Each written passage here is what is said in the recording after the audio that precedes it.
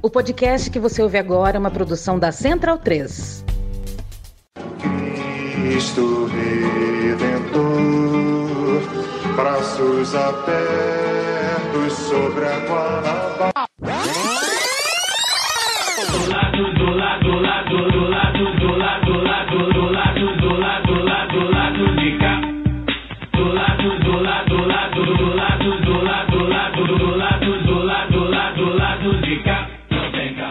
Bom momento, ouvintes da Central 3. Hoje é quinta-feira, dia 25 de maio de 2023. Eu sou o Caio Belandi, de volta ao Saúl Estúdio. E este é o Lado B do Rio 275, chegando no seu feed. O time hoje está desfalcado do Fagner Torres, mas eu estou aqui com a Luara Ramos via internet e com o Daniel Soares aqui no estúdio.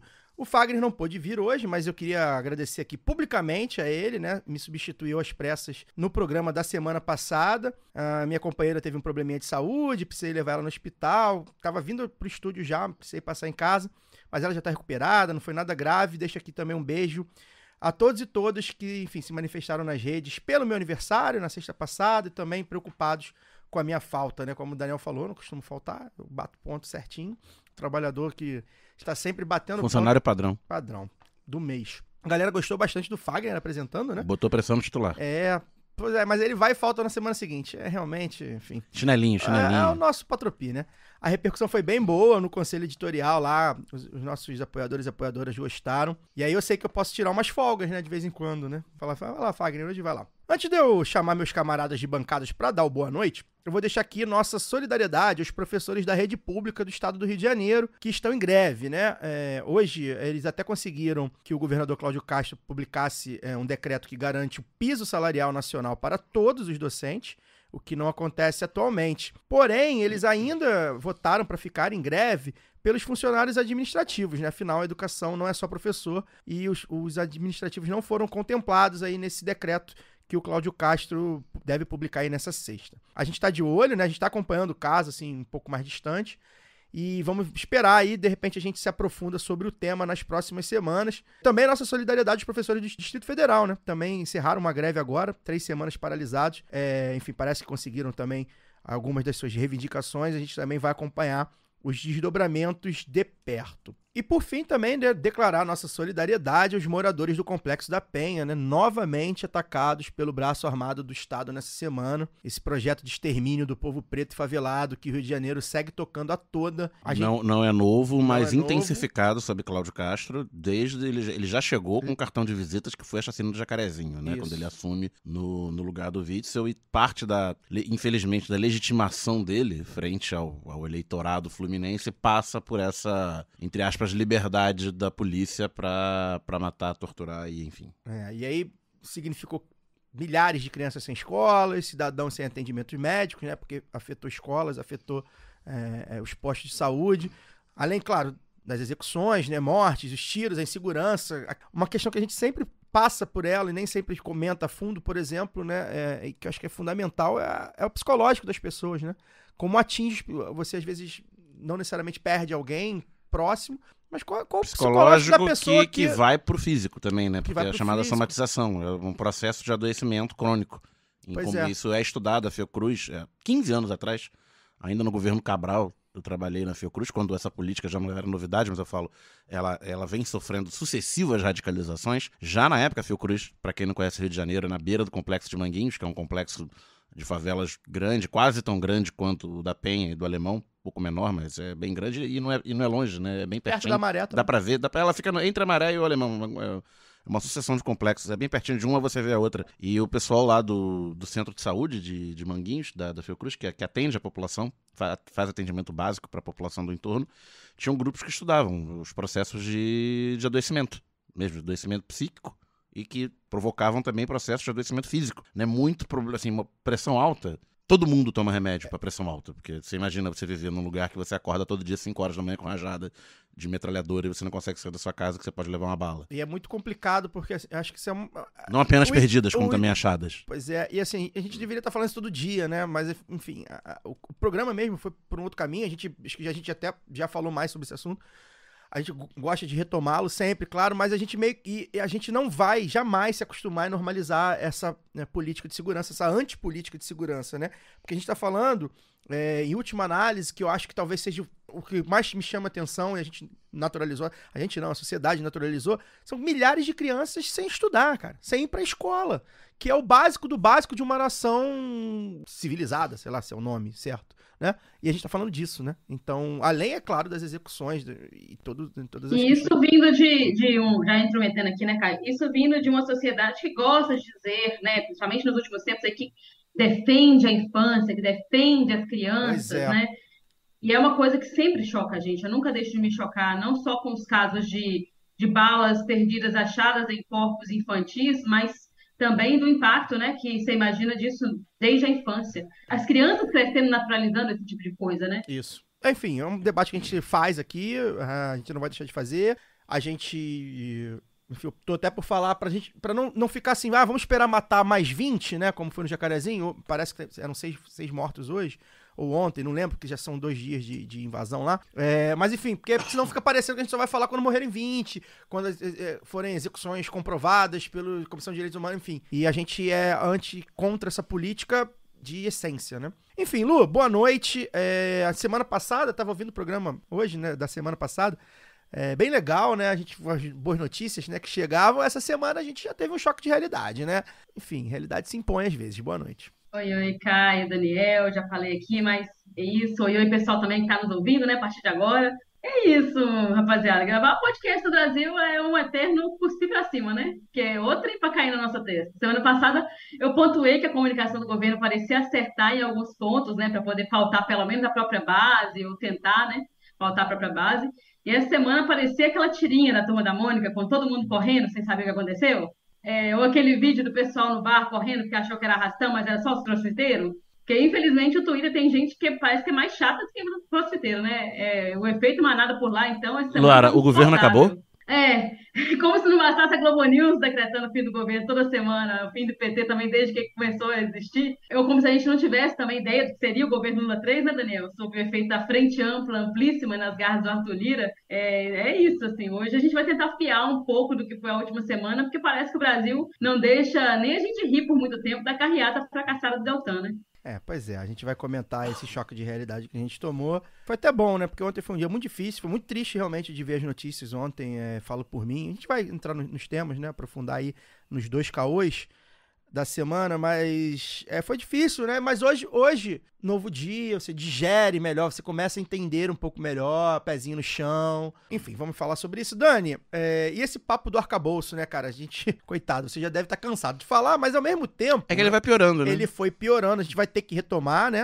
A gente vai falar dele aí nos próximos minutos. Foi aprovado, né? E algumas mudanças fundamentais do texto base. Eu fui ouvindo, assim, as suas explicações, inclusive no Zap lá do B, a primeira edição para apoiadores e apoiadoras, você explica, faz uma retomada histórica, tá bem bacana, e foi engraçado como a sua opinião foi mudando. Estão mexendo, já tava achando que era melhor, agora chegou a gente vai falar sobre isso, mas só pro seu boa noite, chegou num momento em que ficou difícil defender, né? Não é uma questão de defender, né? Como eu falei desde o início, era uma questão política de uma saída viável, uma saída politicamente viável. A gente vai falar mais aí na frente do programa, né, sobre como a política se impõe.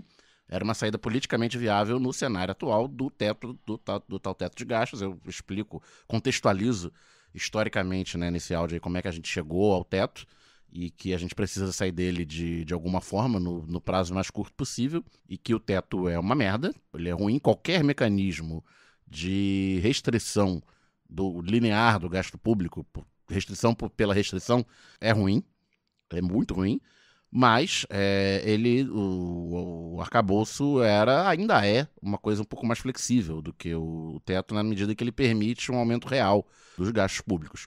Os grandes problemas dele são 2. Um é que num cenário de expansão, né, se tudo der certo, se vier crescimento econômico e tal, o arcabouço passa a limitar a expansão de gasto, né, a 70% do aumento da arrecadação. Ele, por um lado, no momento que a gente tem, né, que é o momento saindo do momento de retração, de anos e anos de crise ou estagnação, ele garante um mínimo de expansão dos gastos públicos. E a gente precisa desse colchão. Mas ao mesmo tempo ele é um teto, porque ele barra a expansão a um certo limite, se a gente tiver um ciclo expansionista. Então ele daqui, como eu falo, se tudo der certo, daqui a 2 anos ele vai ser um imenso problema, a gente vai ter que saber achar uma maneira de se livrar dele. Né, como está se livrando agora do teto, por uma regra ainda mais flexível. E ele já tinha seus graves problemas.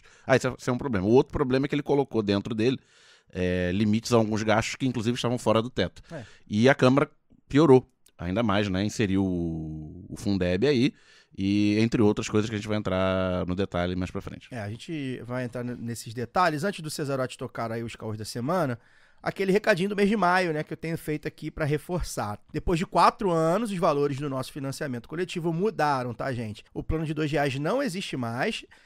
Ainda tem os assinantes antigos, né, estão mantidos, mas, enfim, em breve a gente deve descontinuá-lo.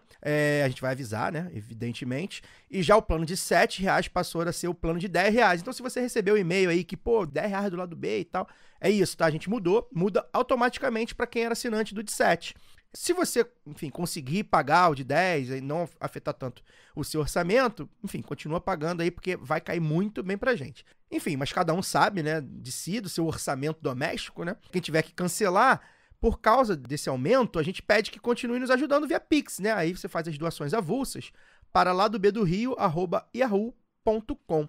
Você não tem as recompensas via Orelo, né? A comunidade do Lado B na Orelo, mas ao menos você continua ajudando a gente a se manter. As demais categorias de apoio seguem o mesmo valor, também vai valer para o Padrim, em breve a gente está mudando o Padrim, mas a gente recomenda, antes de tudo, que se você apoia o Lado B pelo Padrim, passa para Orelo, né? Migra para orelo.cc/Lado B do Rio, orelo.cc/Lado B do Rio, e aí você apoia a gente pela Orelo, e aí você vai poder ouvir a explicação histórica, né, que o Daniel dá do arcabouço fiscal, vai poder ouvir a opinião do Fagner Torres sobre o caso Vinícius Júnior, que a gente vai tratar agora no primeiro bloco.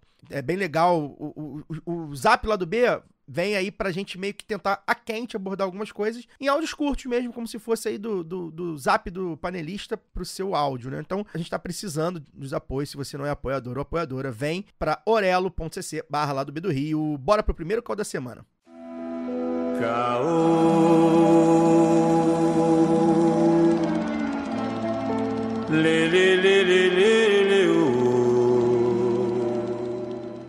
O atacante brasileiro Vinícius Júnior, do Real Madrid, sofreu ofensas racistas em massa em um jogo no estádio Mestalla, em Valência, na derrota do Real para o time da cidade.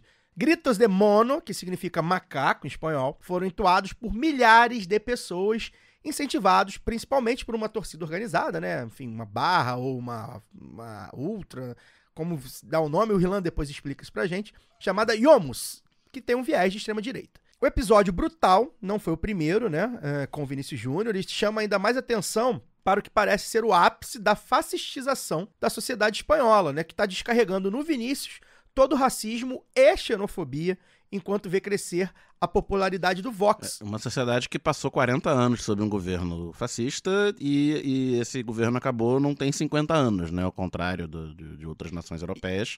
Acabou sem revolução, né? Sim, a geração imediatamente anterior à nossa viveu o fascismo como um governo de décadas na Espanha, e a transição foi lenta, gradual e segura, e feita, né, comandada pelo sucessor indicado pelo generalíssimo Franco, né? Parece até um país que eu conheço aí que fez uma transição do autoritarismo para democracia de forma controlada. Isso tudo tá no escopo do crescimento da popularidade do Vox, né? O partido da extrema-direita, inclusive do qual o presidente da Liga Espanhola é um entusiasta. Eu vou chamar a Lu aqui para comentar.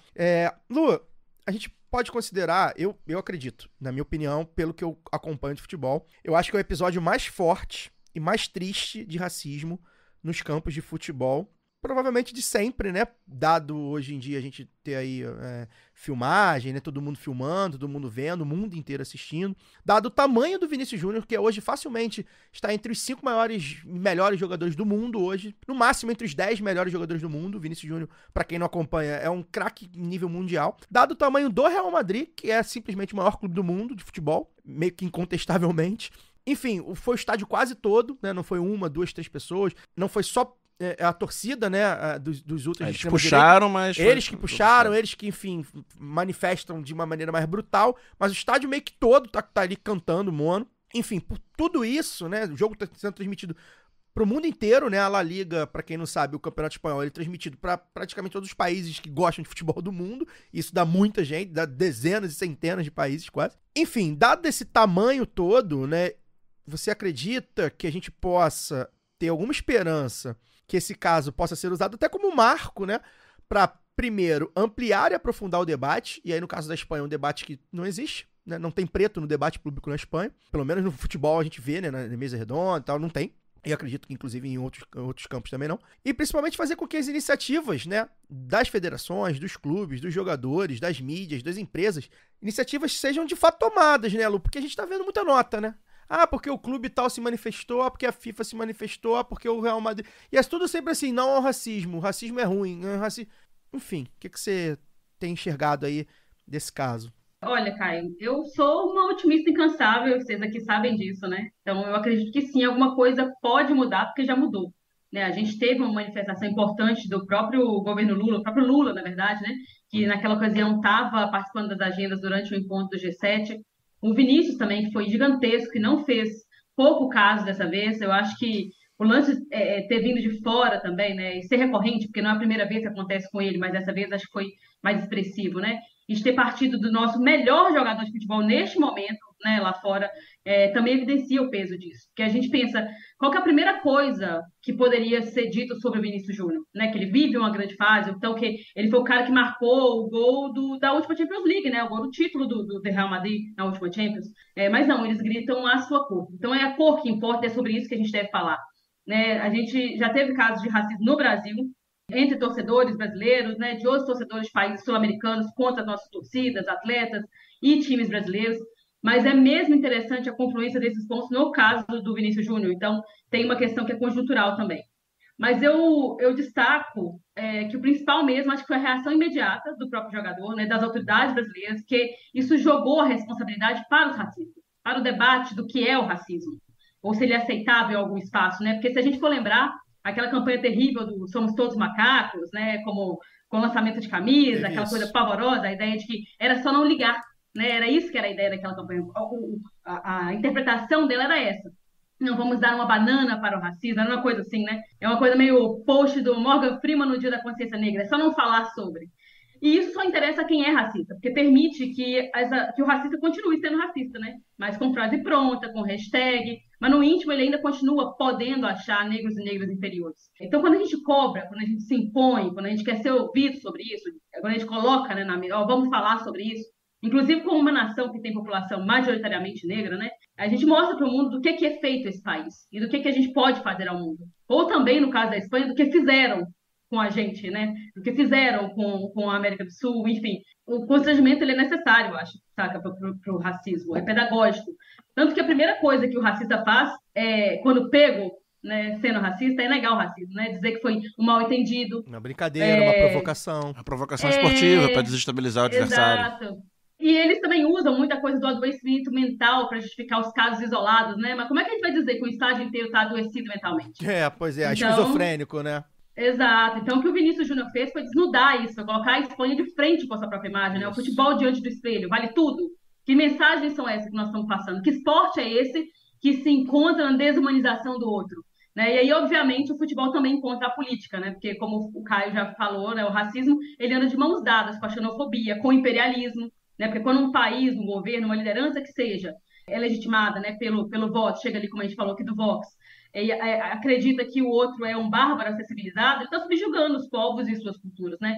E é isso que o apoio ao Vinícius Júnior precisa combater também. Como ele mesmo diz, hashtag só não comove. Isso. Então, é todo esse discurso que precisa ser colocado nesse debate. Porque me incomoda muito isso também, Caio, essa coisa de não ao racismo. Mas existem vários tipos de racismo, né? E aí, dentro do futebol, ele costuma ser aceitado. Assim como a homofobia, que as pessoas, às vezes, elas relativizam, né? É preconceito também desumaniza. Então, por que a gente não coloca todo esse debate em campo, para usar os trocadilhos necessários aí, e enfrenta esse problema? Porque é um problema.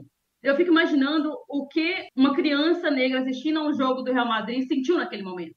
Ou que fosse uma criança torcedor do time adversário.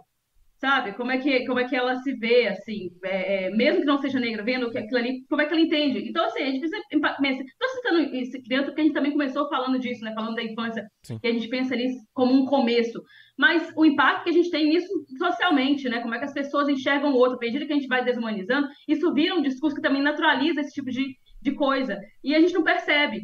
E dali a pouco a gente tem casos como o que acontece. A gente fala muito do problema, né, de olhar para fora, das pessoas ali colocando hashtag, mensagem de apoio, os times, mas quando acontece aqui também, como é que a gente reage? Então, fomentar esse debate, eu acho que foi muito interessante e eu quis destacar justamente essa mudança, né? Que alguns anos trouxeram para a gente. Eu acho que é um amadurecimento. Tem aí uma questão conjuntural, hoje a gente tem um governo que responde prontamente, Eu acho que é importante. mas também tem um amadurecimento do debate racial no Brasil. O entendimento do que é o Brasil, né? Virou crise diplomática. Né? Isso, acho que tem duas coisas que acho que é importante situar. Porque assim, nós três aqui, né, a gente acompanha futebol de perto, né? A nossa audiência, diria que a maior parte também acompanha futebol de perto, né? Mas assim, tem gente que às vezes não acompanha, né? Conhece o Vinícius Júnior de conhecer, enfim. Acho que tem dois elementos que são fundamentais para contextualizar. O primeiro é o fato de que é no Vinícius Júnior que é descarregado o ódio às pessoas pretas na Espanha, né? Principalmente hoje onde ele está jogando. Mas isso não significa que só aconteça com o Vinícius Júnior. E aí o próprio Vinícius Júnior publica casos, e aí tem dois casos que são muito alarmantes, né? O do Roberto Carlos logo quando chega no Real Madrid, o Roberto Carlos que é um homem negro de pele clara, né? Digamos assim, mas brasileiro.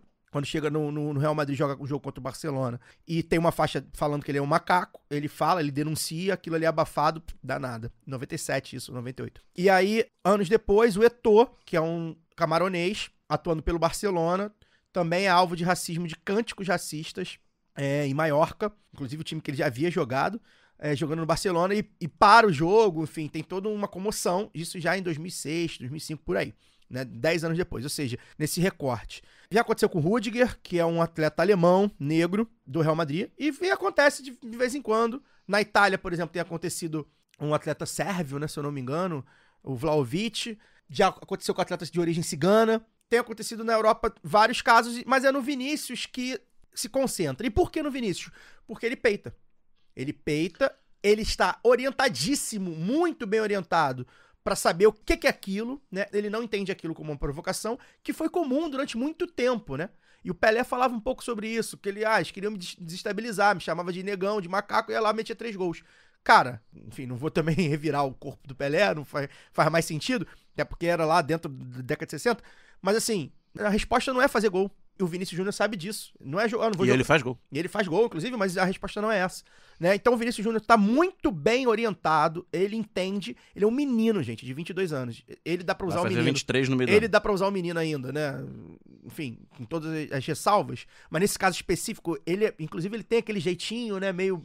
Enfim, muito triste, né? O que aconteceu com ele. Então ele concentra isso. Eu acho que esse é a primeira contextualização que é importante de fazer. Fica parecendo que não tem ninguém, mas tem. Mas ele concentra isso. A reação... Isso.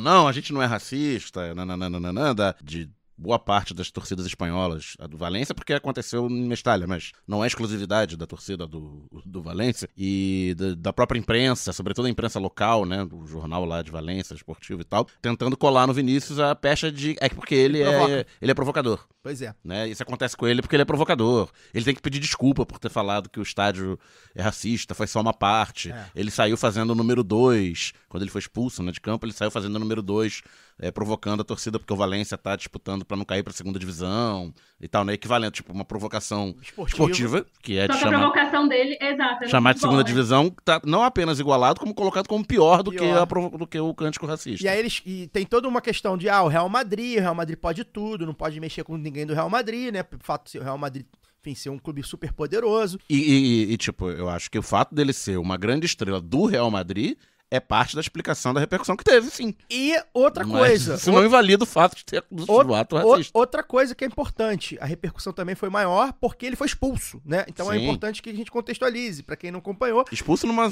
cena descontextualizada pelo VAR.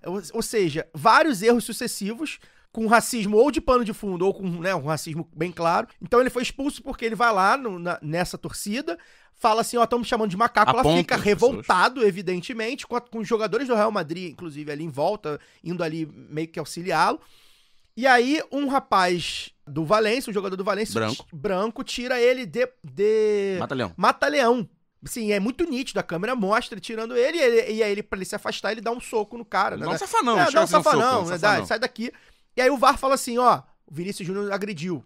E só mostra o lance do Vinícius Júnior. Na confusão, o árbitro acho que é amarela, né? Dá amarelo e o VAR chama. E o VAR chama, ó, e tem uma mostra agressão. só o corte do Vinícius dando o safanão. Então, e isso ficou muito absurdo, que é aí que ele se revoltou. E aí depois, enfim, mostrar no vídeo, né, do árbitro falando, olha, é o protocolo. E qual é o protocolo? Avisar, ó, estão chamando, tem racismo, vamos parar o jogo, avisa no alto-falante que tem racismo. Isso acontece no Brasil também, inclusive, com cantos homofóbicos. E racistas também, né? Mas, enfim, os homofóbicos, a gente ainda não... Esse debate o Brasil não tá fazendo, infelizmente. Mas... Aí, ó, avisa no alto-falante. Se continuar, vou parar o jogo, né? E aí o árbitro fala, cara, o protocolo Acho que o jogo ficou parado 10 minutos. O protocolo é um lixo, eu sei, mas eu preciso fazer o protocolo. O árbitro fala isso, né? E aí, enfim. Então, assim, várias coisas chamam atenção nesse caso. Cara, é muito triste. E aí acho que eu falo como um homem negro, mas o famoso lugar de fala, né? Foi muito difícil. Porque, assim, eu só queria, assim, abraçar o Vinícius Júnior. Só isso. Eu só queria falar assim, cara, você é foda... E te amo. Inclusive porque no Vinícius toca a gente também, Dani. Porque ele é um cria do Flamengo, né? E a gente não... E chegou a sofrer episódio de racismo no Brasil. No Brasil, com as nuances brasileiras, né? Que é um pouco diferente. Então tem todo um contexto. E aí a questão do clubismo, né? Que é curiosa, né? Que assim como me toca pessoalmente, né? O cara do Valência, que às vezes, enfim, eventualmente se coloque antirracista, vai ler de outra forma. Porque foi o clube dele.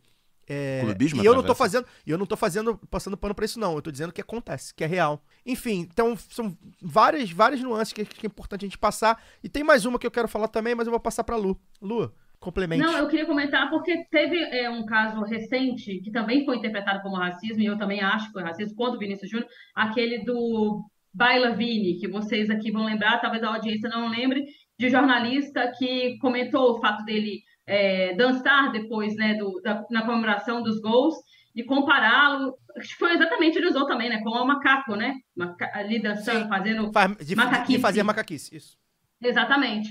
E eu tive receio de, naquela época, quando virou aquela coisa, aí teve propaganda nos canais de esporte, né, e tal, Baila Vini, não sei o quê, virar um novo Somos Todos Macacos, sabe? Virar uma coisa assim, não, é só fazer gol. Mas me parece que, né, o Vinícius, como o Caio falou, está bem assessorado. Porque a questão, gente, é que é o seguinte, não adianta o cara lá fazer gol e a política de segurança no Rio de Janeiro continua sendo matar negro, pobre, periférico. Entendeu? Então, acho que vai, né, as coisas se encontram, porque é isso, não adianta as pessoas, é só não ligar. Se tem gente que liga para isso, tem gente que continua olhando primeiro a cor deles. A cor, seja do melhor jogador do Brasil lá fora, seja do alvo que eles colocaram na cara do morador da periferia, sabe? Então é isso, assim, não adianta que a gente não ligar para o racismo, não falar sobre. A gente tem que colocar em campo a ideia de, olha, isso aqui, a partir de agora, a gente não aceita mais. E os nossos termos são esses, né? Ou vocês nos tratam como gente, ou a gente vai tratar dos devidos termos, né? A gente vai fazer o acordo aqui do que vai... Inclusive, aí a gente vai ter que falar, né? De que se é seguro para o Vinícius continuar jogando na Espanha, num país desse. Acho que quando o governo brasileiro cobra, quando as autoridades brasileiras, né, os ministros cobram de embaixadores espanhóis, enfim, essa resposta, a gente está colocando ali os termos que nós aceitaremos ou não, né? De como é que serão tratados, não só os cidadãos brasileiros, mas assim, olhando para o mundo, né? E aí, trazendo também um ponto, só para poder concluir, Caio, passar para você de novo a bola, eu acho que também é interessante porque nós falamos aqui de racismo, xenofobia e imperialismo também, porque andam de mãos dadas, eu repito, e o Lula, ele trouxe isso também nos discursos quando ele vai falar da guerra na Ucrânia. Que devia também os conflitos na Palestina, por exemplo, ele tem trazido isso direto do discurso, né? Também mobilizar, também causar comoção, porque o que acontece com as pessoas é isso, assim, a gente às vezes traz, né, surge algum caso de racismo, casos isolados, entre muitas aspas assim, porque estou usando ironia, né, não sei se vai ficar tão evidente, e as pessoas se comovem ali porque são pessoas públicas ou colocado como um ou outro, mas não, isso acontece diariamente, e essa comoção precisa ser geral, porque é um problema sistêmico, é um problema eu vou usar aqui o estrutural, mas acho que tem outras leituras melhores também, tão boas para a gente fazer sobre a questão racial. Então, isso precisa ser olhado como um todo e essa comoção precisa ser geral. Enfim, várias nuances que a gente vai tentar trazer um convidado bacana nas próximas semanas aí para falar sobre. Tem muita gente estudando, muita gente, enfim, formulando sobre isso. Tem questões, por exemplo, né, e aí por isso que acho que o imperialismo, né, a questão do colonialismo é importante também. Tem uma diferença do racismo sofrido, por exemplo, pelo negro europeu para o negro africano e, principalmente, nesse caso do Vinícius, sul-americano, né? Não que não sofra. O Lukaku, para quem não sabe, um negro belga, fala bastante sobre isso, um cara que formula muito também. O Rudiger já escreveu sobre isso também, alemão. Mas é diferente também, exatamente pela leitura que se faz de um alemão e de um belga, né? E não é que não haja racismo contra eles, não estou dizendo isso. Pelo contrário, eles mesmos já mostraram que há, e há mesmo. O Lukaku recentemente sofreu um episódio de racismo, fez um gol, mandou calar a boca e foi punido. Foi expulso. Enfim, né? E exatamente igualando, né, a provocação esportiva com o racismo. Na Itália, isso. Que também é outro paísinho que, enfim. Então, além de outras coisas, né? Por exemplo, não tem. A gente tá falando da Espanha, não tem racismo no Brasil? Tem. E a gente sempre aponta aqui, como a Laura apontou, né? O racismo que a gente tem das ditas operações policiais nas favelas. No mesmo dia do caso do Vinícius Júnior, um homem foi preso na torcida do Altos do Piauí, em Teresina, por ofensas racistas ao goleiro do Ipiranga de Erechim. Isso. Um jogo da Série C do Campeonato Brasileiro. Um homem negro, inclusive. Pois a estrutura racial, enfim, o debate racial, ele é uma convenção. Então, assim, tem várias nuances nesse caso específico do Vinícius, e aí eu retomo lá a pergunta para a Luara. Eu acho que é importante, talvez seja um momento de virar essa chave do racismo, porque há negros no debate público do futebol hoje, no mundo, né? E aí a gente fala muito da Argentina, por exemplo, o cara fazendo macaco, e na Argentina o pessoal passa pano, o Diário Olé passou pano de novo, né? E por que passa pano? Porque não bota o negro pra falar lá, pô. Na Argentina é difícil de achar argentinos negros, mas vai achar um não branco que seja, né? Bota lá pra falar, e aí a gente vai ter esse debate, né? Aqui a gente já avançou esse debate, e aí eu comparei com a homofobia, por exemplo, que não avança da mesma forma, porque não se tem pessoas homossexuais no debate. A gente já até tá avançando um pouquinho. Por exemplo, o UOL tem colunista trans, tem a nossa Mili, enfim. Mili Lacombe, que é uma mulher lésbica, mas assim, não tem jogador, não tem treinador, não tem dirigente e tal. É mais difícil desse debate florescer. Mas também já tá mudando. No racial, não. Já tem Pelé, né? Como é que você não vai debater debate racial, né, no esporte que o Pelé é o rei, né? Então, assim, tem várias nuances nesse caso, a gente precisava falar sobre isso, a gente espera trazer aí alguém que esteja estudando, que esteja organizando os pensamentos sobre isso. E o meu terceiro comentário vai em cima, né? A Lu já falou também, mas eu queria registrar que é diferente o fato da gente estar vivendo num governo democrático, vamos botar assim, né? Porque aí o Lula se manifestou, fez questão de se manifestar. Não se manifestou em qualquer lugar, se manifestou no púlpito do G7, fez questão de se manifestar. Os holofotes internacionais em cima. O Itamaraty atuou, o ministro da Justiça atuou, a ministra da Igualdade Racial atuou. Inclusive, tinha acabado de voltar de uma viagem na Espanha. Assinar um protocolo com o ministro. Com a sua equipe, com a igualdade racial. Equivalente espanhola. Ministra da Igualdade lá da Espanha. E emitiram nota conjunto e vai chamar o embaixador. Enfim, as coisas acontecem, inclusive, e aí o Real Madrid se manifesta de outra forma. E o Real Madrid fala na nota seguinte e cita nominalmente o Lula. Né? Porque aí você já tem um presidente de um país como o Brasil, que no futebol, inclusive, é muito maior do que fora do futebol, como o Brasil dando respaldo. Enfim, muitas coisas, muitas nuances, a gente espera que isso seja, de fato, né, uma mudança. Agora, o Vinícius Júnior ele não precisa ser o Marte disso, né? Ele tem que ir para onde ele se sente bem. É difícil você sair do Real Madrid, né, no auge da sua carreira, você abdicar disso por causa dos racistas, né? Mas, ao mesmo tempo, enfim, a gente tem o caso aí do Adriano, né? Só quer ser feliz na favela, voltou. Vini, Flamengo, embora o Flamengo também... Não, mas considerando tá complicado. Os dirigentes são complicados, mas considerando a atuação do Cebolinha ontem, currículos na Avenida Borges de Medeiros, 997, por favor. Vini, volta pra casa, mas enfim, fique aonde você queira estar. Peço licença para dar uma pausa no programa e apresentar os nossos parceiros. O sorteio para apoiadores e apoiadoras do Lado B é um oferecimento da Camisa Crítica. Ouvinte tem 10% de desconto no cupom Lado B no site www.camisacritica.com. Vale lembrar que tem Camisa Crítica também no Armazém do MST e na Livraria Leonardo da Vinci, ambas no centro do Rio. Passe lá para conferir os materiais, breve em São Paulo e, quem sabe, em mais cidades. Camisa Crítica criada para uma esquerda que não tem medo de dizer seu nome. E que tal aprender inglês, espanhol ou francês de maneira leve, dinâmica, com afeto e senso crítico? Conheça a WeCreate, o curso de idiomas parceiro do Lado B. Acesse www.wecreateidiomas.com.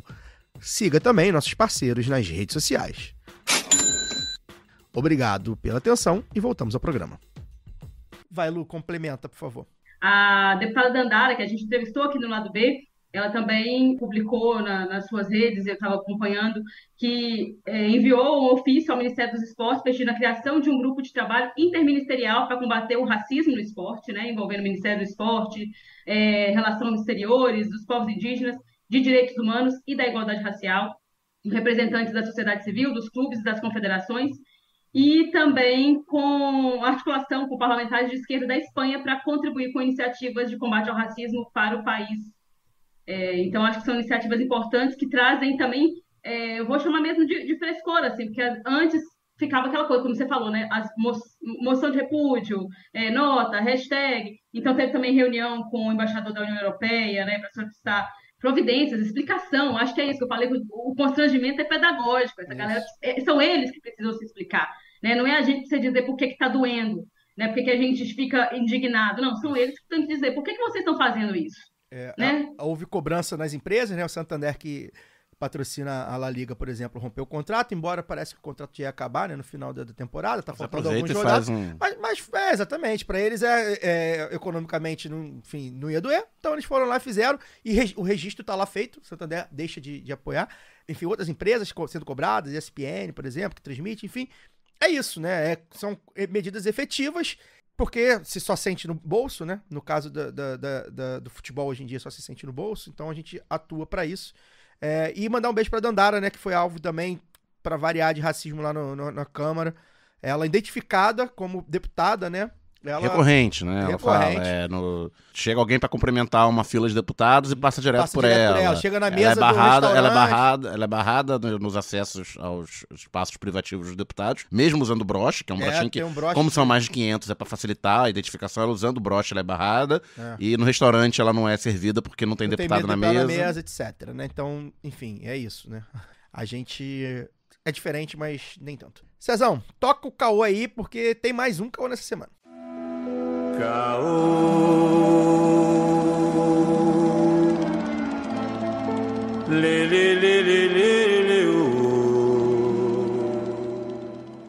O fato é que o governo Lula termina o mês de maio emparedado pelo Centrão. Nessa semana, Arthur Lira e sua turma de deputados fisiológicos botou as garrinhas de fora. Primeiro, mexeu no texto do governo sobre a nova regra fiscal, como a gente falou no começo, o Daniel na sua fala de abertura, e incluiu o Fundo de Manutenção e Desenvolvimento da Educação Básica, o Fundeb, no controle de gastos. E outras alterações que a gente vai comentar aqui que tornaram aí o arcabouço fiscal mais rígido do que inicialmente proposto. É o teto com o pé direito alto, né? Irritando, inclusive, alguns deputados do próprio PT, que é uma direito alto e abaixaram um pouquinho. E aí, acho que é interessante também, né? O Lindbergh e o Rui Falcão, né? Lindbergh do Rio e Rui Falcão de São Paulo, votaram a favor, né? A bancada do PT votou toda a favor, mas destacaram aí numa nota que o texto, abre aspas, agravou sobremaneira as normas de contração dos gastos públicos, limitando fortemente a capacidade do Estado de fazer justiça social e comandar um novo ciclo de desenvolvimento, fecha aspas. Tá certo. E aí, na terça também, a Comissão Mista do Congresso aprovou o relatório da MP, que reestrutura os ministérios, né? E aí, o que aconteceu? O Centrão mexeu na política ambiental, principalmente do governo, retirando poderes do Ministério do Meio Ambiente, da Marina Silva, e do Ministério dos Povos Originários, da Sônia Guajajara. E por fim... Também do MDA. E também, não, entre outros. Teve outros também, mexeram, enfim, cidades... O AF no Banco Central... E por fim, na quarta-feira, foi a vez da Câmara aprovar a urgência para o projeto de lei que dificulta a demarcação de terras indígenas, né, o chamado Marco Temporal. O projeto irá para apreciação em plenário, praticamente aí em simultâneo ao julgamento do caso no STF, né? E aí, Dani, Ontem foi um dia difícil, tá falando aqui em off, né? Porque veio meio que tudo, né? Tava ali concentrado já ali pra vir, né? Veio meio que tudo, a gente viu que vai ser difícil, um choque de realidade, como eu falei na abertura, né? Mas enfim, a gente precisa se movimentar, né? Eu acho que o governo, pelo lado institucional, pelo lado da articulação política, precisa se movimentar. Talvez melhor, talvez mais, talvez de outra forma do que esteja fazendo atual. E a sociedade civil vai precisar se movimentar. A gente vai precisar pegar os movimentos sociais, vai precisar pegar as pessoas que estão aí, que estão acostumadas a ir pra rua pelos direitos, como a gente foi pra rua contra o governo passado, a gente vai precisar ir pra rua a favor, digamos assim, desse governo, né? Eu até comentei ontem no nosso grupo de apoiadores, né, do Telegram, a gente não vive hoje em dia o quadro que a gente tinha nos 2 primeiros governos Lula e mesmo no primeiro governo Dilma, né? A ascensão do Cunha à presidência da Câmara em fevereiro de 2015, logo no início ali do segundo mandato da Dilma, ela representou a rebelião do baixo clero, né? Era chamado, o que a gente chama hoje de centrão, era o chamado baixo clero, aquela massa de deputados paroquiais, né, de partidos difusos, com uma ideologia difusa, geralmente conservadora, mas sem grandes, né, arroubos ideológicos, né, muito preocupados em atender a reprodução do seu grupo político e as demandas da sua região. Já tinham ensaiado isso com o Severino Cavalcante, ainda no governo Lula, né, em 2005. O Severino meteu os pés pelas mãos, caiu em pouco mais de 6 meses e tal. E aí voltou-se a uma certa normalidade do pós-ditadura. Só que o Cunha representa a volta da ascensão desse grupo, né, a ascensão qualificada desse grupo em relação ao Severino, num cenário de crise política e tal. Então ele empareda o governo Dilma, derruba o governo Dilma. Então, você vê, se os caras elegeram o presidente da Câmara e derrubaram o governo, que não estava atendendo suas demandas, olha o nível, né, de empoderamento que essa galera tem. E aí depois o próprio Cunha acaba caindo naquele tumulto, né, lavajatista e tal.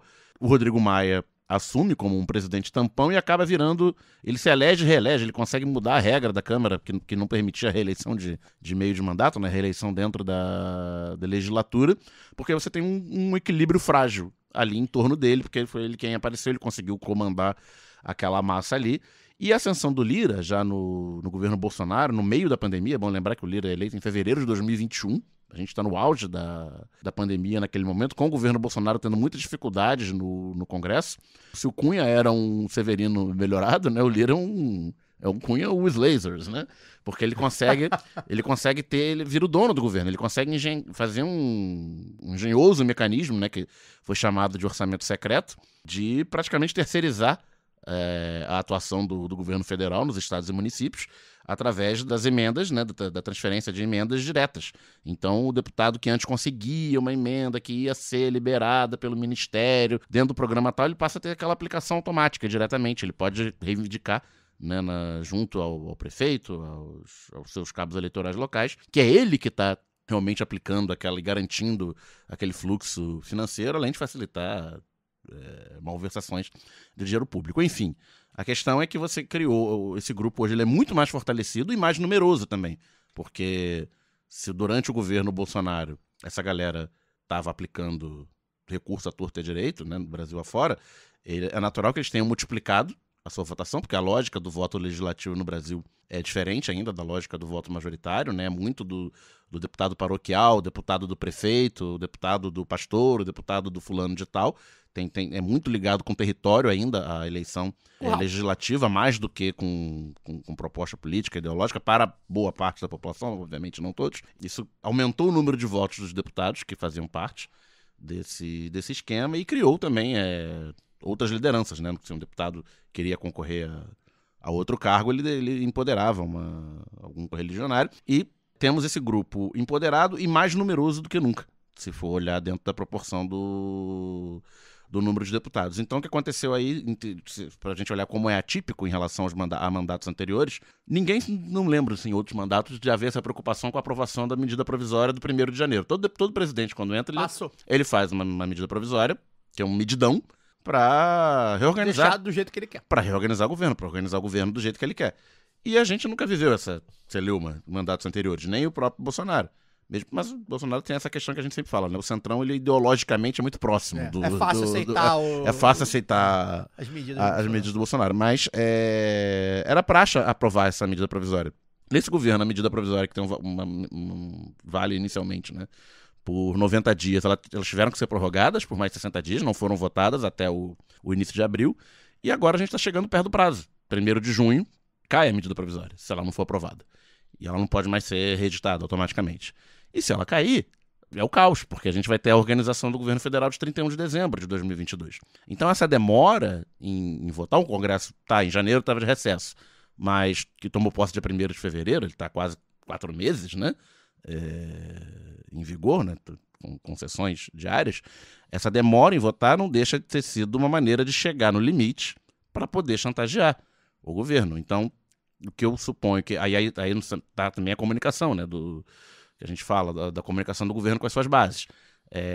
O governo tá fingindo que tá tudo bem, né, para fora, pelo menos até ontem estava assim. Não, tá ótimo, o Padilha é nosso, não sei se é ouvinte ainda, né, mas já foi ouvinte, entrevistado aqui do programa, o ministro Padilha falando, não, do relatório do deputado, esqueci o nome do deputado, do MDB de Alagoas, né?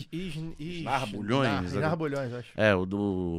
O relatório do deputado muito bom, apoiamos, a própria bancada do PT na comissão votou majoritariamente a favor, houve votos contrários, mas votou majoritariamente a favor, com o governo ou liberando a bancada ou orientando o voto favorável, fingindo que está tudo bem. E o perfil do PT no Senado publicou: vitória, aprovamos a medida provisória da organização do governo, que, como o Caio falou aí, né, desidratou toda a área ambiental, o MDA, jogou a ABIN de volta para os milicos no GSI, mas acredito que a estratégia do governo seja: aprova logo isso, para garantir o bolo geral, né, para evitar o caos na semana que vem, e depois ver o que faz. Aí não sei qual vai ser a estratégia, se a estratégia vai ser tentar encaminhar isso numa nova medida provisória fatiada ou tentar fazer por decreto, que é possível por decreto, né? Então hoje a gente já vê uma reação aparentemente coordenada do governo. Logo de manhã o ministro da Justiça, Flávio Dino, tuitou um artigo da Constituição que diz que é privativo do presidente da República via decreto a organização do Poder Executivo, desde que isso não gere novos cargos e encargos financeiros. Então, por exemplo, se o órgão... Passou de um órgão para o outro. Se o órgão está vinculado ao Ministério da Justiça ou ao Ministério dos Povos Originários, continua valendo. Ele vai custar a mesma coisa. Então, por decreto, o presidente poderia transferi-lo novamente para o Ministério dos Povos Originários. Isso vale para qualquer órgão. E aí houve uma certa polemiquinha de Twitter ali, não, porque precisa do Congresso e tal. Aí no fim da tarde o Dino reafirmou que é do princípio da separação de poderes. Isso é explicou lá juridicamente por que é assim. O Padilha foi na Globo News para dizer que o governo vai vetar, parece que tem um jabuti, né, na própria MP que colocaram, que o Congresso respeita muito, que dá muitas contribuições e tal, mas é a prerrogativa do Poder Executivo vetar leis e o governo vai vetar as leis que couberem vetar, e que ele já avisou isso na Câmara. E o próprio Lula fez um tweet no final do dia, né? Queria que até que a Luara comentasse esse tweet do Lula no final do dia, porque é uma coisa que a Luara fala muito aqui, né? Da questão da política. A gente não pode se assustar com a política nem entrar em pânico por causa de um dia. Lu, pra você comentar isso, é só fazer aqui. É Ginaldo Bulhões, líder do MDB na Câmara, deputado federal por Alagoas. Será que é parente do Geraldo Bulhões, o que apanhava de toalha molhada? Governador? Tem essa história. Procurem. Busca aí. Lu, pra você comentar esse tweet do Lula, né? O seu companheiro de partido, Cláudio Henrique Vaz, nosso amigo, nosso convidado, apoiador, amigo do músico Cláudio Henrique Vaz. Músico, advogado, enfim, multi-homem. E fabricante de pão de queijo. Pois é, cozinheiro, multi-homem. Ele falou uma coisa que me chamou a atenção, eu acho que aí é sobre a comunicação, né? Talvez é excesso de Globo, né? A gente tá abrindo a Globo.com e ligando a Globo News e ouvindo a CBN, e aí tem uma narrativa ali bem específica, assim, sem querer criar caso, né? E a Marina já falou agora, hoje, né? Já veio. Deu uma entrevista, uma boa entrevista. Fez o L, deu entrevista, disse que, enfim... Porque estava sendo criado um clima, porque teve aquela crise da Petrobras, do negócio do Ibama, da Petrobras, e estava sendo criado um clima, está insustentável a situação da Marina no governo. Tipo assim, estão rifando a Marina de novo e a Globo nitidamente comprando o barulho da Marina. E muita gente comprando esse barulho da Globo. Muita gente comprando esse barulho como se essa briga fosse efetiva, e uma briga, não um embate, né, político. Não, eu acho que há um embate. briga efetiva dentro do governo. Há um Agora, embate. se isso é terminal... Não sei se é briga, é um embate. É um embate. De ideias, né? E a gente sabe que tem agro e tem MST no governo. E Sabe tem que desenvolvimentismo nacionalista, e neodesenvolvimentista tem que acha que tem ambientalista. que Exato. meter petróleo na Foz do A Amazonas gente mesmo. sabe, gente, disso. O governo foi isso. Enfim, e eu acho que a gente às vezes tá se deixando levar um pouco pela essa narrativa da mídia corporativa, né? E especialmente a Globo. E eu hoje vi isso, notei isso. Abri a Globo.com, que é uma das primeiras coisas que eu faço quando eu chego no computador. E eu olhei e falei, cara, tá meio orquestrado, tá estranho. Deixa eu abrir a Carta Capital aqui pra ver se é isso mesmo. E aí você já começa a, enfim, bater ali a narrativa.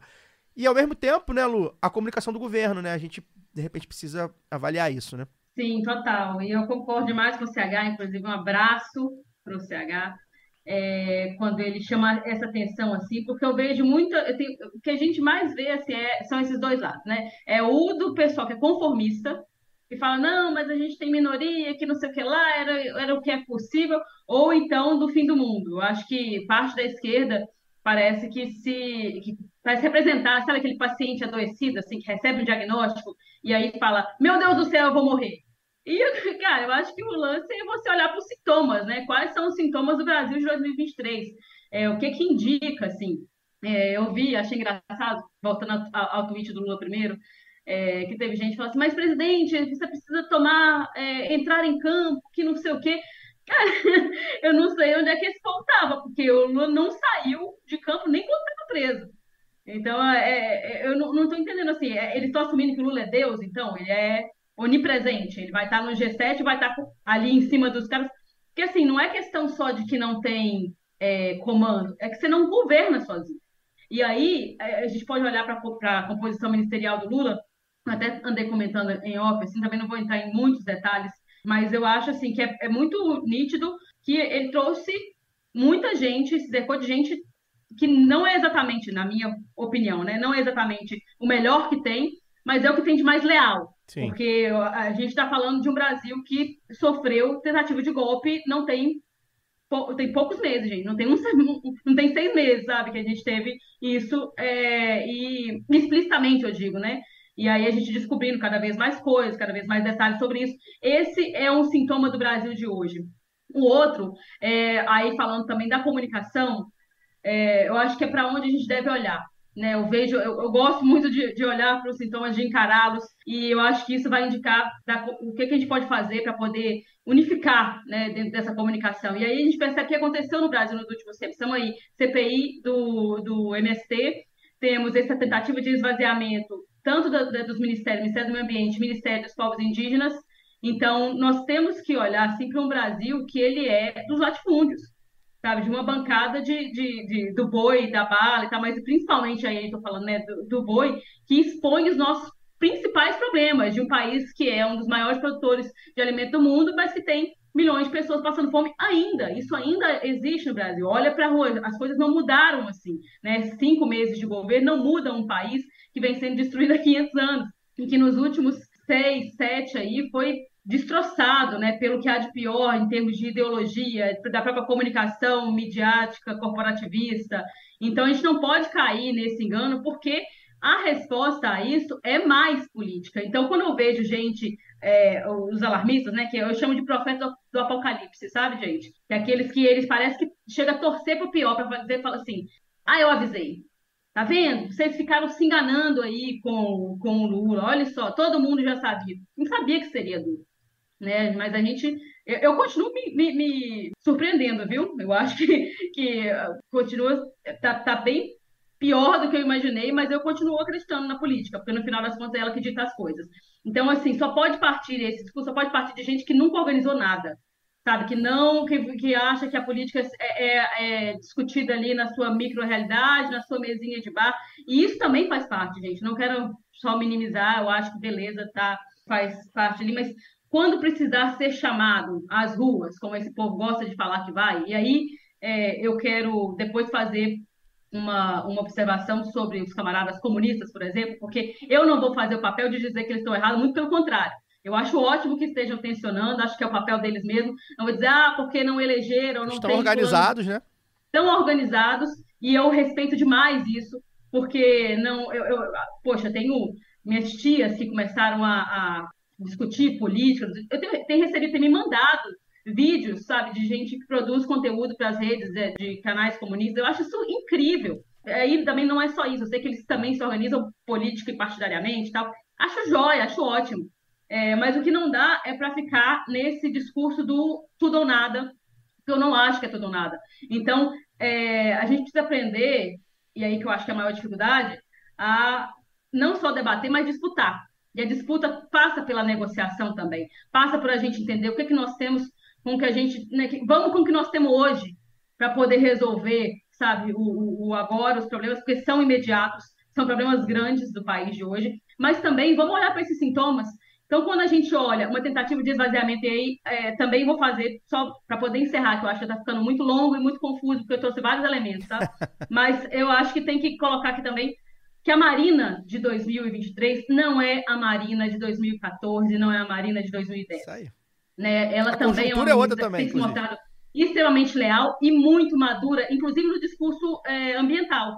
Quando ela faz que chamaram de intervenção, não é uma intervenção, foi o contrário, né? Que aconteceu, foi uma intervenção da Petrobras num órgão que precisa ter autonomia, e eu acho que a gente tem que defender isso, porque nós estamos defendendo o serviço público, estamos defendendo os profissionais, quem estuda a área, né, ambiental, porque eu acho que nós também estamos muito atrasados nesse debate ambiental. Nós já falamos aqui, indicamos entrevista com a Marcela, que foi ótima, né, Caio?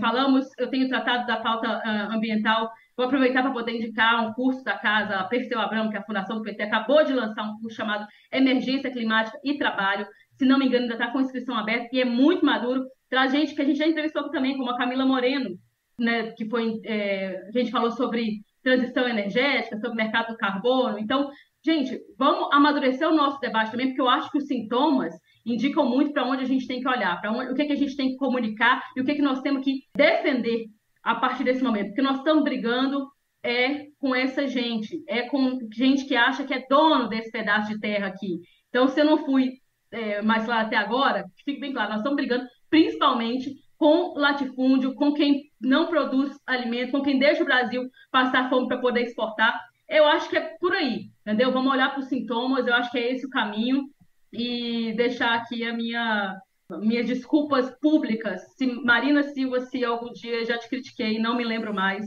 está sendo um grande nome, grande nome da vitrine do Brasil nesse momento. Quem é o inimigo, né, Laura? Isso, eu ia falar isso. E tem bobalhão aí na rede social que fica postando a Marina com a Aécio, irmão. Se for assim, derruba o governo inteiro. Porque vai ter que duas coisas. Né?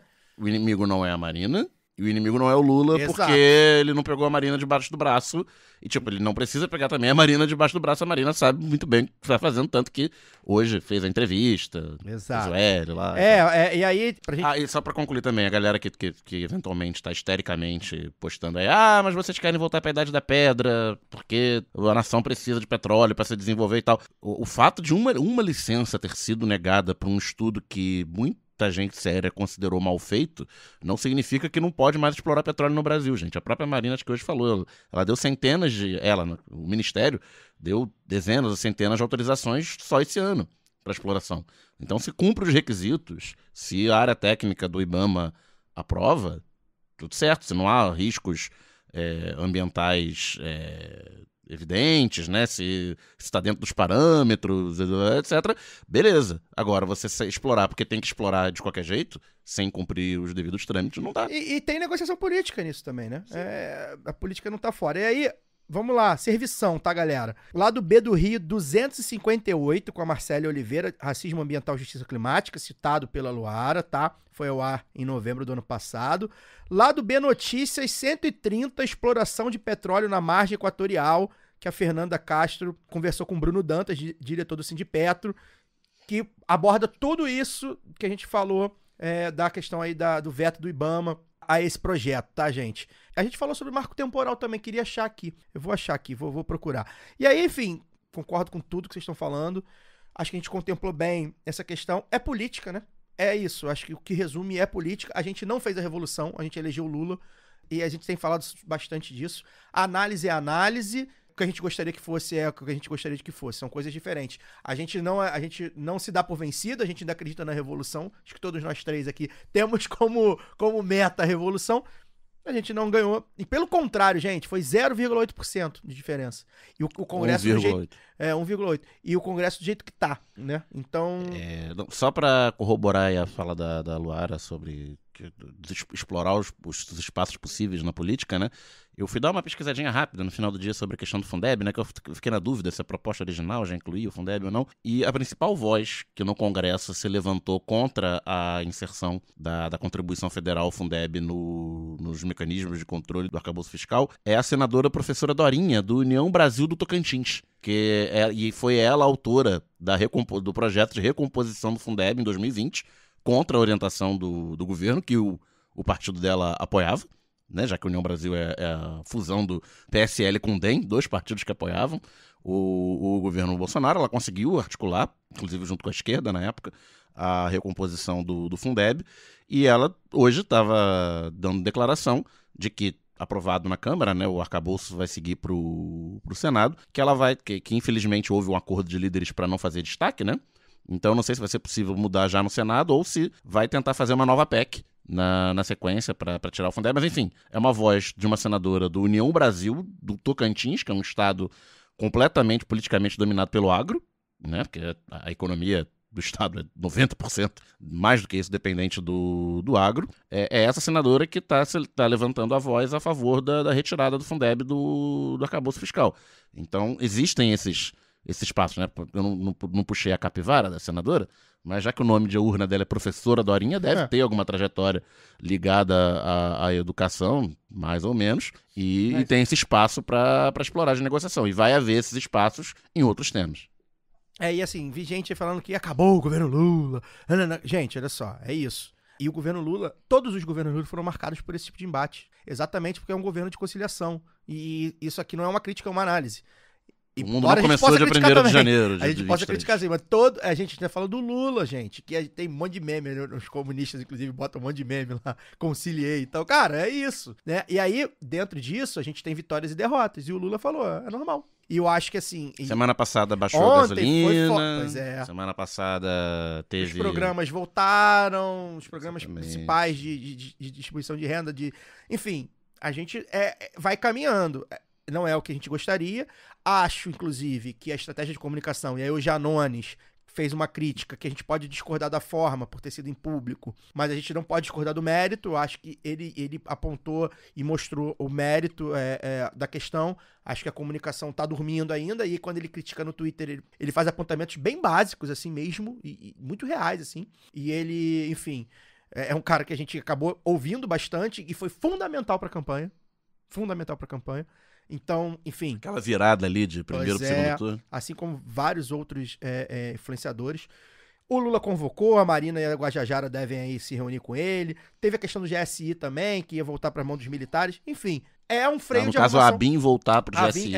A ABIN voltar pro GSI. Isso. Enfim, várias questões aí que a gente foi meio que, tipo assim, acelerou o carro, porque é isso que o Dani falou, precisava votar tudo, jogou tudo pro mesmo balaio na mesma semana, bum, toma, e vamos acompanhar agora pra saber como é que vai ser essa freada de arrumação. Eu acho que o que irritou muito a base, né, não só a base de Twitter, mas a base que tá na luta, né, tanto que você vê a declaração dos próprios deputados do PT fazendo críticas e tal, foi o clima de está tudo normal, não tem nada acontecendo, né, que o governo, os responsáveis pela articulação do governo e a cúpula do PT estavam colocando na mídia até ontem. Não, vencemos, não, o relatório é muito bom e tal, né? Tipo, uma coisa é você votar a favor pra tocar o negócio, outra coisa é você fingir, fazer esse cinismo, né, de que tá tudo bem e tal. Hoje mudou o tom um pouco.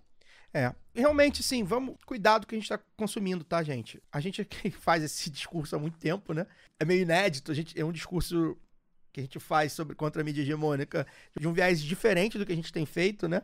Porque agora o governo é um governo PT, o lado B nunca teve essa experiência, sabendo que a mídia hegemônica cumpriu um papel razoável ou meio que irregular, mas menos pior do que a gente esperava ano passado, né? A posição dos comentaristas do Grupo Globo, por exemplo, foram mais razoáveis do que tinham sido nos últimos anos, ano passado. Alguns, inclusive, ainda têm posições muito razoáveis, mas vamos ter calma no que a gente consome, vamos esperar, vamos consumir da onde a gente confia, vamos ouvir uma outra opinião, um outro viés, né? Não só das opiniões, das reportagens, que é fundamental, porque a opinião a gente sabe mais ou menos da onde a gente vai consumir, né? A gente sabe da onde, o que vem. As reportagens, às vezes, a gente acha que é só a notícia é essa aqui, mas às vezes vem bastante enviesada, palavrinhas que são usadas para fazer você pensar numa coisa que não é exatamente. Então, assim, vamos ter calma. A gente sabe que, primeiro, tudo que vier do governo Lula vai ser melhor do que se fosse um governo Bolsonaro 2. Isso a gente nunca deixou de falar aqui. Mas, ao mesmo tempo, a gente sabe que as coisas vão funcionar de uma maneira bem diferente. E a gente espera, inclusive, dentro dessas críticas que a gente faça, que o governo também, enquanto articulação política, enquanto comunicação, possa se mover de forma diferente também. Porque muitas vezes a gente vê cometer os erros que cometeram no passado, né? Então, Lula não é Dilma, eu gosto sempre de falar isso, com todo respeito a Dilma. A gente sabe das questões que tinham, inclusive, internas dentro do PT, dela abrir o diálogo. Lula não é isso, então, vai ser golpeado de novo. Calma, né? Sem derrotismo, não é bem assim. Mas eu acho que, de repente, principalmente a cúpula que tá ali com Lula, né, Luara? Que você falou da lealdade, né? Muito leais, mas às vezes não muito... E não é a mesma de 20 anos atrás. Não tem a mesma. experiência de ser cúpula do governo, dos outros governos anteriores. Embora a maioria Alguns já estivessem. estavam, já estivessem aí, mas eles não eram eram os a cúpula. principais, eles foram... Não eram o núcleo do aí... governo. E aí, desculpa lá só um pouquinho, que tem essa galera, que acho que a gente já comentou aqui no programa, não sei se foi no programa em off. Ou é a galera muito sênior, ou é a galera que chegou agora no jogo de Brasília, né? Que rolou uma renovação importante no PT, mas não tem aquele meio termo, né? A gente ficou sem a galera de média experiência. Exato, e aí que eu queria chamar a atenção, porque o Caio Fazes, né, de Lula não é Dilma, a gente sabe que tinha várias críticas à articulação, né, dentro do governo Dilma, não só da presidenta, mas dentro do governo, mas eu acho que tem duas coisas aí quanto à instituição, né, o PT ainda é o PT, e é uma instituição que passa por uma transição também, mas que nesses últimos tempos, nesses últimos 20 anos, vou dizer aí, houve muitas mudanças, né? Principalmente dentro da comunicação. Então, é justo que se faça as críticas, eu acho, inclusive, vou dizer que até a forma como foi feita pelo Janones, eu vou dizer que eu gostei, porque gerou o buzz ali, o pessoal foi em cima. Eu acho que é isso mesmo, ele é um cara que joga pra galera, esse é o papel dele. Acho que tem o seu espaço também. Mas as assessorias, elas envelheceram muito mal, eu acho. Né? E aí eu vejo... A gente sofre um pouco isso, né, Laura? Aqui no lado B. Demais, cara, exato.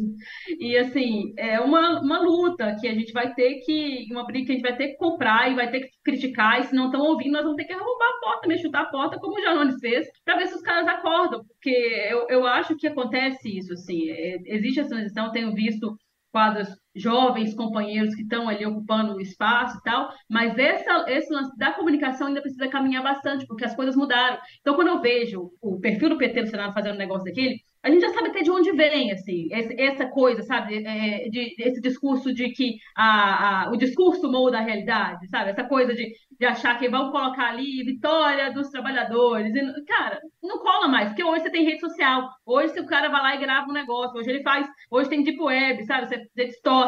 Então, ou você vai se provar pela realidade, ou não vai. As coisas não vão ser engolidas assim. E mesmo as que estão reais, estão distorcidas também. Então, assim, é tudo muito novo e um discurso ainda envelhecido sobre o que é comunicar nesses tempos. Então, acho que esse é um ponto de trazer. E a outra, a gente acabou de falar do Lula, mas tem um outro cara barbudo também, que ele diz que os homens fazem sua própria história, mas não a fazem como querem, né? Não a fazem sob circunstâncias de sua escolha, e sim sobre aquelas com que se defrontam diretamente, legadas e transmitidas pelo passado. É Karl Marx o nome dele, talvez a gente devesse procurar um pouco aí de método, né, de um pouco mais de estudo aí, porque eu sinto que tem faltado uma leitura um pouco mais calma. Eu brinco sempre que o meu compromisso no lado B, no meu trabalho, né, que sou formada em comunicação mesmo, é de formar, a única opinião que eu tenho compromisso de formar é a minha própria opinião. E aí eu compartilho com vocês, me formo também com vocês juntos, por isso que eu gosto muito da conversa. E eu queria chamar, quando eu falo de organização, também é isso. Organiza primeiro as suas ideias, né? O Caio chamou a atenção do que você consome, então pensa também, para poder digerir aquilo, porque essa coisa de ter que falar logo, inclusive sobre coisas que a gente nem entende, eu fico meio assim, a gente grava aqui toda semana. E eu tento, saca? A gente faz esse estudo, a gente conversa antes, né, Caio e Daniel? Sim. A gente conversa lá no grupo, a gente conversa no grupo lá dos apoiadores, para ter uma ideia assim, tá, como é que você está vendo isso? Olha, eu não vi assim e tal. Eu acho que é por aí. E isso também é política. Então, quando eu falo, né, de organização, também parte principalmente, eu acho que primeiramente daí. Como é que a gente organiza as nossas próprias ideias? Porque senão a gente não consegue se organizar com mais ninguém. Né? Fica só aquele negócio do alarmismo. E eu não sei se vocês conhecem a história lá do Menino e o Lobo, né? Que ficava gritando o lobo o tempo for inteiro. verdade. A gente fica... Quando for verdade, ninguém mais acredita, gente. Vamos ter cuidado também com o que a gente faz, o que a gente comunica para os nossos ali, nos nossos microgrupos, e aí a gente consegue fazer política daí também. Vocês vão ver como é que é gostoso. Depois não para mais. E vou dar uma dica aqui que eu hoje botei na minha cabeça, e se estiver funcionando eu vou falando, mas os ouvintes podem me acompanhar nisso. Antes de abrir a Globo.com, ou UOL, abram um site que vocês gostam de consumir de esquerda. Tem gente que é a Brasil 247, tem gente que é o Carta Capital, que é que eu mais gosto. Enfim, qualquer portal de notícias de mais à esquerda que você goste, de preferência, antes de abrir e ver as opiniões da mídia hegemônica, vai ver a opinião da mídia alternativa. Aí depois abre a da mídia hegemônica, porque faz diferença, tá? Hoje eu fiz esse exercício e faz bastante diferença. Não vou dizer para boicotem a Globo News, né? É impossível de fazer isso. Mas antes de ver a Globo News, vamos ver lá o YouTube do que você gosta de esquerda mesmo, abertamente de esquerda mesmo, que você goste, qualquer um que tenha comentado, né? O lado B tem um problema que só vai ao ar na sexta, né? Eu acho que muita gente gostaria de ouvir a gente antes, talvez, pra gente ir ali no quente, né? Pra informar as pessoas, enfim, pra ajudar a formar as suas opiniões e tal. O lado B também cumpre esse papel, mas como só vai ao ar sexta, a gente meio que já digeriu tudo, bastante gente já falou. Tem gente youtuber fazendo aí diariamente, né? Tem o canal do Eduardo Moreira, canal da Revista Fora, enfim, tem um monte de aí, cada um tem um gosto, e pode ir lá e consome, vê o que essa pessoa acha, e depois você vai lá, não, vou abrir a Globo aqui, ver que o Otávio Guedes, que é um cara muito digno, tá falando, a Juliana do Alibe, né, ou mesmo os piores que tem também na Globo, o Demétrio, enfim, por aí vai. Vamos encerrar, galera, eu acho que a gente conseguiu contemplar bastante coisa. Alguém quer concluir? Daniel Soares, boa noite. Boa noite, né, falamos bastante hoje, e a próxima já em junho, né, encerrado maio, que aquela coisa, termina maio, é o calendário das medidas provisórias vencendo. E aí a gente vai começar a ver, vai começar o jogo, né? O Lula falou sobre isso, né? Vai começar o jogo, não é que o governo Lula acabou, o governo Lula vai começar. É curioso realmente isso. Não, vai ser curioso, que na semana que vem acho que vão concluir a aprovação dessas medidas no Senado, né? Acho que sem grandes mudanças, porque senão vai ter que voltar para a Câmara. E vamos ver a partir de junho se vai ter uma agenda. Foi a negociação, né? Se vai ter uma agenda fatiada, o que vai passar pelo Congresso, o que não vai passar pelo Congresso. Junho trará notícias. E acho também que serve como termômetro, né? Pra gente saber com quem que a gente pode conversar. Com a professora Dorinha? Não, aqui entra, aqui não, entendeu? Dá pra poder sentir. Sobre educação, talvez. Meio ambiente eu já não sei. Pois é. Lu, boa noite. Ó, o galão da massa tá melhorando, hein? Paz, eu já estou cudetizada. Paulinho, já estou iludida. A multa tem que aumentar para 600 milhões? Não, acho que a multa já tá alta bastante. E salvou a gente de sofrer aí mais uns 6 meses na mão de um, sei lá, um Celso Roth. Não sei se já tá aposentado. Agora eu lamento. Paulinho. Vai. Você citou o Paulinho, mas eu acho também, vou colocar aqui, né? Ele marcou os 2 gols aí do último jogo contra o Xará Paranaense, para não falar os falsos, que a gente tem ouvintes, torcedores do Atlético Paranaense, e fez, né, o gesto, símbolo, ele falou que foi um pedido do Reinaldo também de apoio ao Vinícius Júnior, é um cara que, dá muito orgulho para a massa, e dentro e fora de campo, né, então eu fiquei muito feliz, sou fã do Paulinho, espero aí que eu continue me fazendo sorrir bastante. E boa noite aí. Eu só lamento que agora, que o Atlético agora melhorou, você vai perder a sua pistolagem, né? Tem sido muito elogiado aí, que nas últimas semanas tá on fire. Não, imagina. E tal. Acho que agora com o Atlético bem, você vai ficar mais tenra, mais tranquilo. Não, imagina. Eu sempre passo raiva, mesmo quando a gente ganha. Tá certo. Eu sempre passo raiva. E aí eu queria aproveitar para poder mandar um abraço pro Carlos Justino Correia, que é apoiador do lado B. Segundo ele, com muito prazer e orgulho. E o mais importante também é Galo Doido. Então, um abração para você, Carlos. É isso, então um abraço a toda a nação atleticana, o time mais simpático do país. O lado pronto! O lado B fica por aqui, semana que vem a gente volta. Forte Amplexo, até lá. Este podcast foi editado por Fernando Cesarotti.